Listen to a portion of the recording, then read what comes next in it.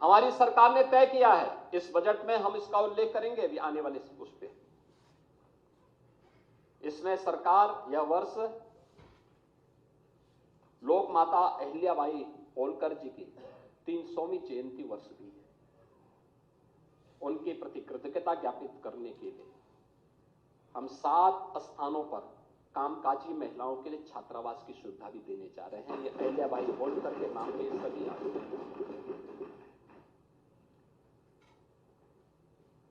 पहली बार उत्तर प्रदेश के अंदर यह वर्ष लौह पुरुष सरदार वल्लभ भाई पटेल जी की 150वीं जयंती वर्ष भी। उनके प्रति कृतज्ञता ज्ञापित करने के लिए हर जनपद में 100 एकड़ क्षेत्रफल में हम लोग एक एम्प्लॉयमेंट जोन बनाने की कार्रवाई को आगे बढ़ाने जा रहे हैं। ऐसी अनेक योजनाओं को लेकर आए हैं। भगवान बिरसा मुंडा की 150वीं जयंती है। भगवान बिरसा मुंडा महान स्वतंत्रता संग्राम सेनानी भी थे। जनजातीय समाज को एक नई दिशा दी थी उन्होंने। विदेशी ताकतों के खिलाफ लड़े थे। उनके प्रति कृतज्ञता ज्ञापित करने के लिए हम लोगों ने उनके नाम पर इमलिया कोडर बलरामपुर में पहले से ही एक म्यूजियम बनाया है, जनजातीय म्यूजियम। और ऐसे मिर्जापुर और सोनभद्र में भी इस प्रकार के म्यूजियम के निर्माण के कार्यक्रम को हमारी सरकार आगे बढ़ाने जा रही है। सरकार का कार्यक्रम अपने विरासत को आगे बढ़ा करके एक सर्वसमावेशी, सर्वस्पर्शी और लोक मंगल की कामना के बजट को लेकर के आगे आना था।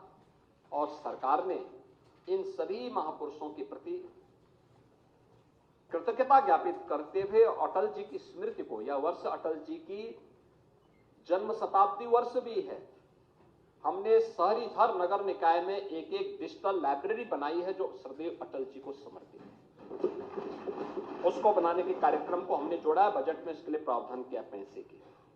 महोदय, यह हमारा सौभाग्य है कि हमारी सरकार ने 9वां बजट प्रस्तुत किया है। 9 बजट में हर बजट की अपनी एक थीम थी। और थीम, पहला बजट अन्नदाता किसान को समर्पित था। जब 2017 में हम लोग आए थे, किसान की कर्ज माफी से लेकर के अनेक योजनाएं उनके लिए घोषित की थी। और आज मैं कह सकता हूं, जब मैं कुछ आंकड़े दूंगा तो आप देखेंगे कि कितना गुना अधिक पैसा किसान को आज प्राप्त हो रहा है। हमने दूसरा बजट प्रस्तुत किया था। याद रखना, 17 के पहले प्रदेश का अन्नदाता किसान आत्महत्या करता था। आज अन्नदाता किसान खुशहाल है। उसके बारे में हम आगे बताएंगे भी। दूसरा बजट हमने प्रदेश के इंफ्रास्ट्रक्चर और औद्योगिक विकास को समर्पित किया था, जो किसी भी विकसित राज्य के या विकसित देश की एक आधारशिला बनती है और ये नए रोजगार का सृजन भी करता है। हमने उसको समर्पित किया था। तीसरा बजट प्रदेश की मातृशक्ति को समर्पित किया था। महिला सशक्तिकरण को लेकर मिशन शक्ति के कार्यक्रम को भी सरकार ने इस वर्ष लॉन्च किया था। चौथा बजट युवा शक्ति को समर्पित किया था और इसमें स्वामी विवेकानंद स्कीम के अंतर्गत 2 करोड़ युवाओं के लिए टैबलेट और स्मार्टफोन वितरण के कार्यक्रम को हम लोगों ने आगे बढ़ाया था। और प्रदेश में अनेक रोजगार के अवसर सृजित करने के नए नए कार्यक्रमों को हमने आगे बढ़ाया था। 21-22 का बजट स्वावलंबन से सशक्तिकरण की थीम पर, 22-23 का अंत्योदय से आत्मनिर्भरता के लेकर के, 23-24 का त्वरित समावेशी और समग्र विकास को समर्पित था। 24-25 का अयोध्या में प्रभु श्री रामलला के प्रकटीकरण, 500 वर्षों के बाद पुनः रामलला का विराजमान होना, राम राज्य की अवधारणा को लेकर के कि लोक मंगल की कामना के साथ यह बजट हमने प्रस्तुत किया था। और 25-26 का बजट सर्वे संतु निरामया, इस भाव के साथ वंचित को वरीयता, इस भाव के साथ यह बजट प्रस्तुत किया गया। और महोदय, मुझे बताते हुए प्रसन्नता है कि वंचित को वरीयता, आपने देखा होगा कि सरकार ने जो कदम बढ़ाए,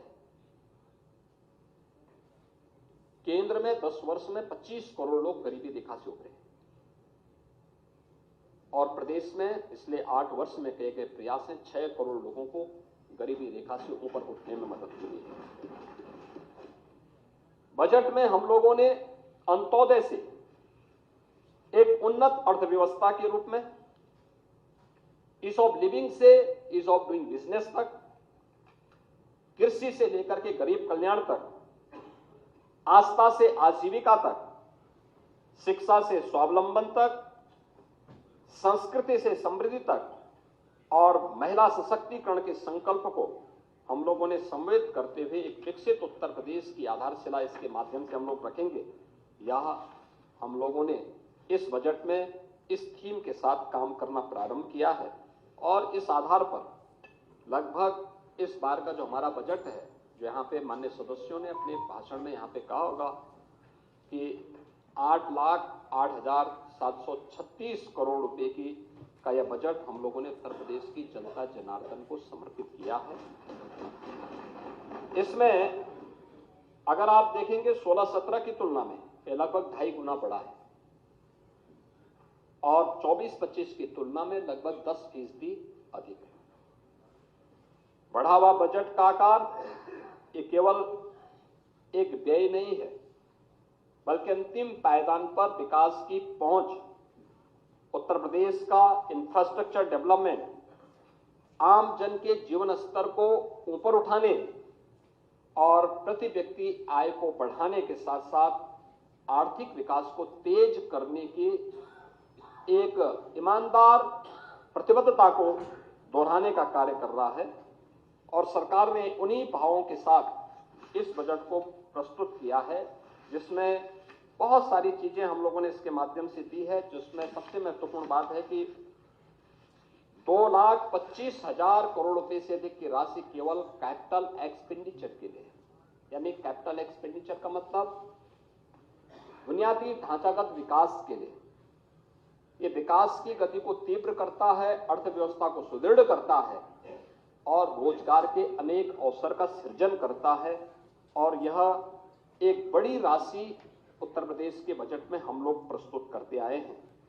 अगर 16-17 की तुलना में हम देखेंगे तो प्रति व्यक्ति आय को हमें दोगुने से अधिक करने में सफलता प्राप्त हुई है। महोदय, आज उत्तर प्रदेश हर दिशा में आगे बढ़ा है और मुझे बताते हुए प्रसन्नता है कि हमारे समाजवादी पार्टी के मित्रों को इस बात के लिए परेशानी होती है कि आप बजट का दायरा क्यों बढ़ा रहे हैं। देखिए, बजट के दायरे को ही नहीं बढ़ाया जाता है, बल्कि अपने घाटे को भी नियंत्रित किया जाता है और राजकोषीय अनुशासन का, वित्तीय अनुशासन का सबसे अच्छा उदाहरण माना जाता है, जिसके लिए रिजर्व बैंक ने भी एक लिमिट तय की हुई है कि आप इससे ज्यादा जो आपका कुल जीएसडीपी होगा उससे आप कितना पैसा उधार लोन दे सकते हैं, वो लिमिट तय है। और सरकार का जो यह जीएसडीपी का जो हमारा राजकोषीय घाटा है 3% से कम है, 3% यानी 2.97% है, जिसको हम कांस्टेंट रूप से आगे बढ़ा रहे हैं, जबकि हम बजट का दायरा बढ़ा रहे हैं।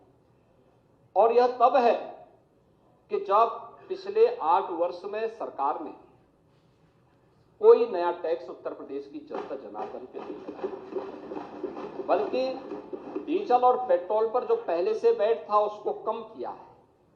बिना टैक्स बढ़ाए बजट का दायरा बढ़ा देना, बिना टैक्स लगाए इंफ्रास्ट्रक्चर के नए युग में प्रदेशवासियों को पहुंचा देना, यह अपने आप में सरकार की प्रतिबद्धता को दिखाता है, पॉलिटिकल विल पावर को दिखाता है।